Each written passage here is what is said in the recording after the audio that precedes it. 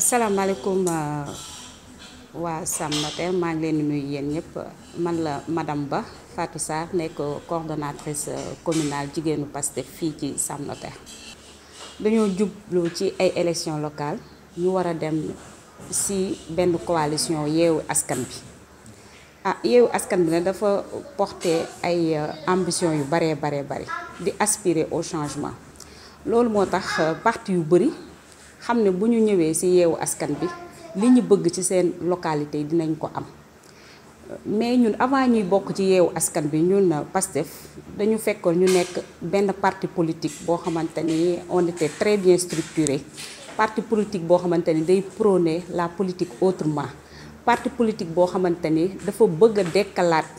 ngor bëgg a dekkalaat ay vertu dekkalaat li nga xamante ni moo ŋànk sunu bànqaasi réew mi muy ay jikko yu rafet pour mën a am politique bi nga xamante ni moom lañ bëgg ñun ci sunu Sénégal gii.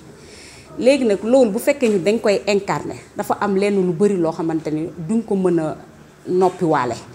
certes Aminata Kanté si ñun la bokk dafa ñëw si coalition bi mais am na foo xamante ni dafa jaar ci Benno Bokk Yaakaar avant muy ñëw di nekk maire te ñun dañ fi bëgg a jële lépp loo xamante ni dafa laale ak ñooñu noonu commencé ko nag ci sunu localité yi pour mën a jëm en 2022 te Aminata Kanté boo xoolee bilan am dafa xaw a mitigé trop te ñun certes ñoo ngi ci biir coalition bi mais on ne veut pas être comptable de son bilan loolu moo tax ñuy alerter di yëglu di wax ne dëgg la de jigéen la mais nañ def ndànk. Aminata Kanté nee na dafay basé wu ci 9 domaines de compétence yi pour joxe un bilan nee na ci 9 domaines de compétence yi la basé wu pour mën a jënd corbillard nee na ci 9 domaines de compétence yi la basé wu pour mën a jënd ay climatiseur pour morgue yi nee na ci 9 domaines de compétence yi ci la basé wu di jënd ay nag di ko distribuer nee na tam xarit ma yaakaar ne moom kon xamul lan mooy 9 domaines de compétence wala xamul lan mooy gouvernance locale. léegi nag sur ce dañu bëggoon ñu xam ñëpp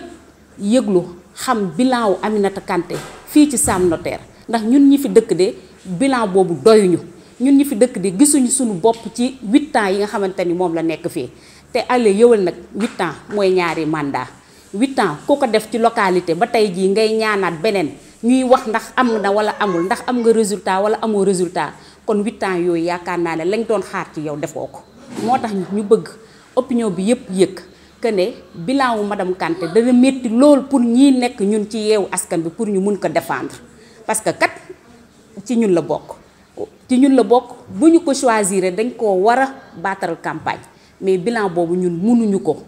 jéemuñu ko sax pour di ko défendre. ñu yegg foo xamante ne dinañ porter choix bi ci madame Kanté je ne pense pas mais tamit bu ñu fa yeggee ñun ci coalition bi lañ bokk et en tant que patriote dañuy dem ci élection yi mais leneen la ciy mënti topp tamit lu ñuy xool la rek ba xam nan lañ suivant situation bi ni muy demee dinañ xam ñun yan jalon lañ war a teg mais mënuñu def lu dul dem ci élection yi te yaakaar naa ne duñ yegg foofu lii nii bu ko ñëpp yëgee xam lii fi nekk nii je ne pense pas que choix bi porté sur sa candidature sur sa personne non je ne pense pas. waa Pastef dañoo teel a tàggat seeni ndaw ñëpp a ngi wax ne Pastef parti bu ndaw la parti boo xamante ni ay jeunes ñoo ko constitué mais macha allah ay jeunes yu am ñam jeunes yoo xamante ni yu am compétence jeunes yoo xamante ni ba jàng jotee dañoo jàng jeunes yoo xamante ni dañoo xam li nga xamante ni moom lañ soxla ci ñoom ñu def ko ci ñoom ñu teel leen cee tàggatal ñun am nañ candidat boo xamante ni leer nañu bu ñu ko tegoon fii li ñu bëgg ci réew mi fii lañ koy commencé ndax kat nee nañ bay ci sa weewu tànk suñu candidat boobu xam nañ ne buñ ko tegee fii nii li ñu bëgg ci changement li ñu bëgg ci gouvernance locale li ñuy woote ci 9 domaines de compétence nga xamante ni li ci gën a am solo dafa laal xale yi muy école bi li ci gën a am solo dafa laal jigéen ñi muy la santé su boobaa ndaw bi ñu am ñun porté na loolu xam na ko bu baax te dinañ ko jëmmal ni mu waree ci biir Sam Notaire. Ousmane Samsi Ndiaye lañ koy wax un jeune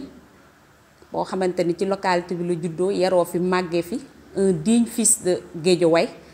demul fenn fii la jàngee ba am ay diplôme am liggéey fi tekki fii ci biir terroir bi kon ñun kooku dinañ sawar pour porter ko ndax nag ñu ngi wax sax nag ne Guédiawaye moom de tout le temps ay maire importé lek am te yaakaar naa sunu maire bi elle est la parfaite illustration. Elle n'est pas de Guédiawaye, elle est de Thiès yaakaar naa li ko gën a ñor mooy mbirum Thiès waroon naa mën a comme nag def na 2 mandats franchement waroon naa mën a jël ay bagages am rek dellu Thiès ndànk bàyyi ñu ak Ousmane Samsi Ndiaye li ñu bëgg ci Guédiawaye li ñu bëgg ci Sam Notaire ñu def ko léegi ba nga xamante ni ëllëg ak si biir bu ñu laajee réew mi dinañ ne ah comme ndaw Ousmane Sonko yi ñoo mën a soppi xar xanamu Sam Notaire ba mu mel nii ñi bu ngi leen joxee Sénégal dinañ ci am liñ ci bëgg. Sam Notaire gii nii santé bi priorité la di xoola Sam Notaire ni mu toll xoola poste de santé yi état bi ñu nekk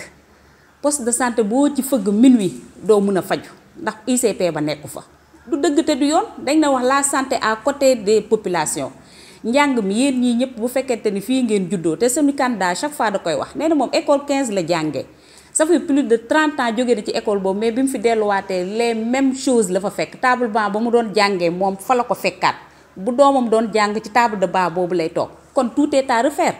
cadre de vie bi kenn nattable wu ko xoolal koo xamante ni mënuloo sax def pavage bu yegg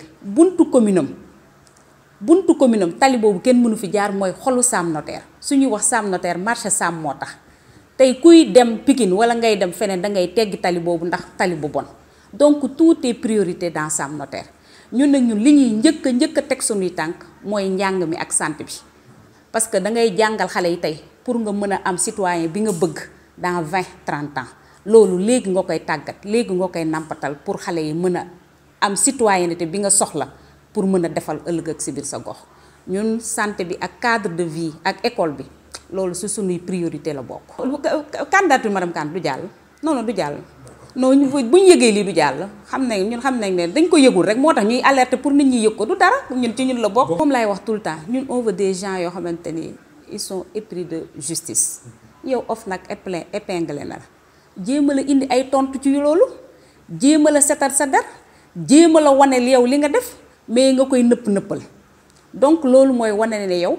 li ñi lay jiiñ boo ca laalewul tamit salxoo nga ca te yaakaar naa ne OFNAC du waxantu daal lu mu wax rek am na fu mu ko teg loolu waroon na ci ay gindi yu leer pour commune Sam Notaire bi. beneen bi mooy tout le temps mi ngi prôné ne moom dafa am benn rang bu favorable ci mbirum performance mais li kayiti wane c'est diamétralement opposé ak moom li mu wax. Notre commune est classée 267e ci résultats yi nga xamante ni moom lañ doon wane ci mbirum performance des collectivités locales donc loolu ak li ko OFNAC épinglé loolu rek ñaar yooyu rek doy na pour